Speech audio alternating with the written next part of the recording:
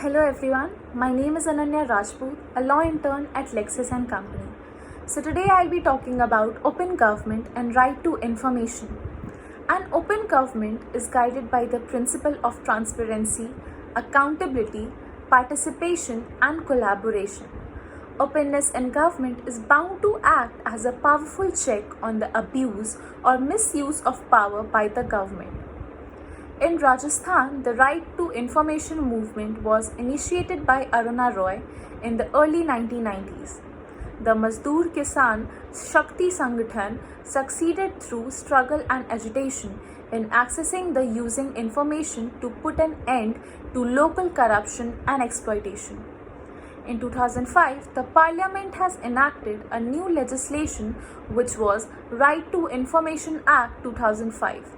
This new act replaced the old Freedom of Information Act 2002, which was an unnotified and hence non-operational. It aims at promoting transparency and accountability in the working of every public authority. It has the widest possible reach covering central government, state governments, panchayat, Raj institutions, local bodies and recipients of government grants. The Right to Information Act is applicable to all the state of Jammu and Kashmir, which has its own Right to Information Act 2009. Now, every citizen of India has the right to seek information through this act. Only an individual can use this RTI facility. A group or company cannot request for any information. There are certain reasons for need for the right of information. Right to information is necessary due to accountable to people. It reduces the gap between administration and people.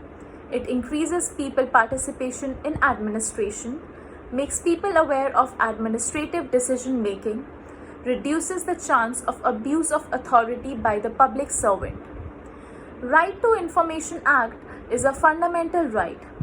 It has enacted from the freedom of speech and expression enshrined in Article 19(1)(a) and right to life and personal liberty, which is contained in Article 21 of our Indian Constitution. The judiciary treated as a part of the freedom of speech and expression guaranteed by Article 19(1)(a). It is also of equally paramount consideration that justice should not only be done but also be publicly recognized as having been done. In Bennett Coleman versus Union of India, the court held that the democracy means a government of the people. It is obvious that every citizen must be entitled to participate in the democratic process. Their effective participation can be ensured only if they have sufficient information with them. There are several aspects of open government. They are presentation of document by the government in the course of some litigation, then official secrecy and access to information. In S.P. Gupta versus Union of India, Bhagwati Justice has observed that the open government is the new democratic culture of an open society towards which every liberal democracy is moving, and our country should be no exception. Citizens ought to know what their government is doing. No democratic government can survive without accountability, which implies that people should have information about the functioning of the government. Secrecy in the functioning of the government promotes operation, corruption, misuse and abuse of authority. Open government is a clean government. In Secretary of Ministry of Information and Broadcasting, Government of India versus Cricket Association of West Bengal, the Supreme Court held that the freedom of speech and expression includes right to acquire information and to disseminate it.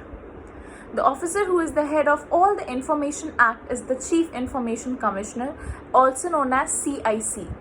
At the end of the year, CIC is required to submit the reports which contains the number of requests, amount of charges collected by each public authority under the Act and many more. Bhopal gas tragedy could have been avoided if people had provided complete information about the hazards of the plant and the protective measures.